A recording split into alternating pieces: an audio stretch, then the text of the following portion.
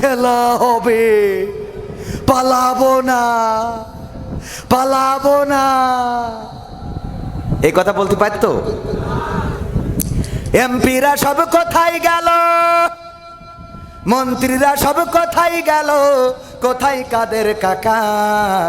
তাদের ছাড়া দেশটা কেমন লাগে ফাঁকা ফাঁকা।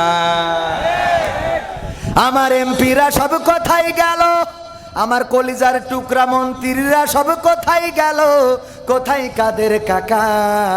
তাদের ছাড়া দেশটা কেমন লাগে ফাঁকা ফাঁকা, ওদের ছাড়া দেশটা কেমন লাগে ফাঁকা ফাঁকা। পালাবে না, পালাবে না, যাই না তবু দেখা, পালাবে না, পালাবে না, যাই না তবু দেখা। তাদের ছাড়া দেশটা কেমন লাগে ফাঁকা ফাঁকা। আইন মন্ত্রী আটকে গেল আইনেরই ফাঁকে, দাড়ি ছাড়া দরবেশের ভণ্ড ভণ্ড লাগে। সবাই বলা লাগবে। আমি তো আকার শুনে গান গাইলে তো আর অসুবিধা নেই, আছে? হ্যাঁ, পরে পুরা ঘুরে আসলি কাটি খুলবে, সে পর্যন্ত তো গাই নাকি? তারপর যা হয় হবে। বলছে আর আসবে না, ষড়যন্ত্র থেমে আছে। আপনি যদি ঘুমিয়ে থাকেন আর চায়ের দোকানে বসে যদি বলেন যে বাইডেন এইবার থাকবে না, ডোনাল্ড ট্রাম্প আসবে, চায়ের দোকানে রাজনীতিবিদ আছে না নাই? ইউক্রেন আর রাশিয়া যুদ্ধ কেন এত লম্বা সময় ধরে হচ্ছে, বাংলাদেশের কেউ বলতে না পারলো, চার দোকানেরও বলতে আরে কথা কয় না। বিজ্ঞানী আছে না নাই? বাংলাদেশের বিজ্ঞানী 2 লাখ টাকায় হেলিকপ্টার বানাইছে, খালি উপরে একটা ফ্যান ঘরে, আর আমাকে টেলিভিশনরা ওই নিউজ প্রচার করে। অথচ আমাদের সেক্রেটারি জেনারেল এখানে এসে 1.5 ঘন্টা কোরআন হাদিস থেকে বয়ান করে গেল। একটা রাজনৈতিক দলের সেক্রেটারি, তার বয়ান নেওয়ার জন্য একটাও মিডিয়া আসে নাই, কথা কয় না। এসেছে বলেন, কত বড় শয়তান এই মিডিয়াগুলো, চিন্তা করতে পারেন? এগুলো প্রচার করে না, কিরা একটা সিলিং ফ্যান উপরে লাগাই সুইজারটা দেয় ঘরে, আর কয় এই বিজ্ঞানী আমেরিকায় তৈরি হলি, ও আকাশ নিচেই নামাই তো পাকা মুখু থাকে। বাংলাদেশের বিজ্ঞানী আর বাংলাদেশের সাংবাদিক, এদের আমাদের দেশের বিজ্ঞানীরা হইল পয়লা বৈশাখে ঠাকুর তৈরি করে, ওই আবার কারেন্টের তারে বেঁধে শর্ট খেয়ে 3 জন মরে যায়, কথা কয় না। এত লম্বা। অন্য দেশে ড্রোন বানায়, অন্য দেশে বিভিন্ন যা বানায়, সে তো আমি নামই করতে পারবো না। আর আমাদের দেশের বিজ্ঞানীরা, ওরে সাংবাদিক যে করছে যে উনি একজন সিএনজির পাশায় একটা ফ্যান লাগাইতেছে, আর উপরে মাঝখানে লিখে দিয়েছে হেলিকপ্টার, ব্যাস।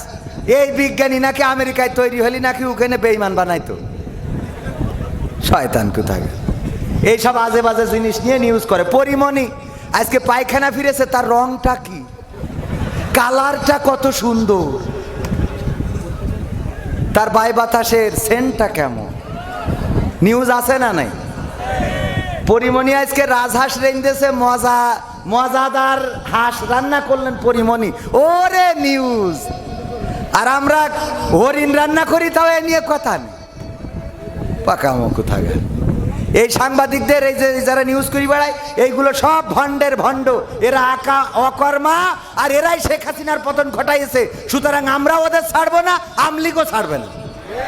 কারণ শেখ হাসিনার উল্টো পাল্টা পাম মেরিয়ে তেল দিয়ে এমন কথা বলি যে মুখ ফসকে বলি ফেলাই, তাহলে রাজাকাররা চাকরি পাবে।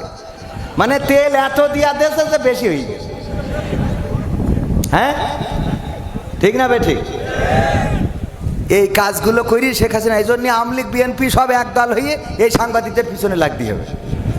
যারা সত্য সাংবাদিকতা করে কোনো অসুবিধা। আইন মন্ত্রী আটকে গেল আইনেরই ফাঁকে, দাড়ি ছাড়া দরবেশের ভণ্ড ভণ্ড লাগে। শুনছি কত নেতা নেত্রী খাইতেছে ভাই ডান্ডা, বিচারপতি কালামানিকের ফাটিয়েছে আন্ডা। পলকেরও ঝলক গেল, পলকেরও ঝলক গেল, থামিয়ে নেটের চাকা। ওদের ছাড়া দেশটা কেমন লাগে ফাঁকা ফাঁকা, তাদের ছাড়া দেশটা কেমন লাগে ফাঁকা ফাঁকা। কই গেল সেই সংসদেতে মমতাজের গান, কোথায় গেল হযরত বলা শামীম ওসমান।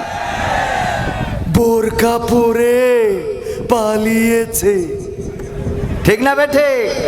কই গেল সেই সংসদেতে মমতাজের গান, কোথায় গেল হজরত বলা স্বামী ওসমান, ইনু মেনন দীপু মনি আছে কারাগারে, পাপ করিলেও পাপ কখনো ছাড়ে কি আর তারে।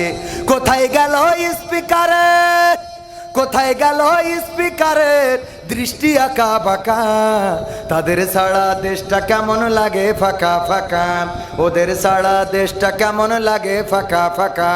কোথায় গেল আরাফাত আর ব্যারিস্টার সুমন, কথা বলার সময় তারা করে নিয়োজন। গরু বেচছে টেকা দিমো তোমরা খালি খাইলবা, বলতো না বলতো না, তোমরা খালি খাইলবা গরু বেচছে টেকা দিমো। কই গেল সেই আরাফাত আর ব্যারিস্টার সুমন, কথা বলার সময় তারা করে নিয়োজন। মুরগি কবির খাইছে ধরা, জাফর কোথায় আছে, গোপনে কি সেও গেল মোদি দাদুর কাছে। কোথায় গেল এ সালমের, কোথায় গেল এ সালমের কাড়ি কাড়ি টাকা, তাদের ছাড়া দেশটা কেমন লাগে ফাঁকা ফাঁকা, ওদের ছাড়া দেশটা কেমন লাগে ফাঁকা। লাগে না লাগে না? এখন আর আমাদের বলে না হুজুর ডানি রেখে ডানি রেখে বামে রেখে, বামে রেখে ডানি রেখে, ডানি বামে, ডানি বামে, ডানি সোজা, কথা কয় না। এটা কি বোঝেন? ট্রাকের হেল্পার থাকে না থাকে না?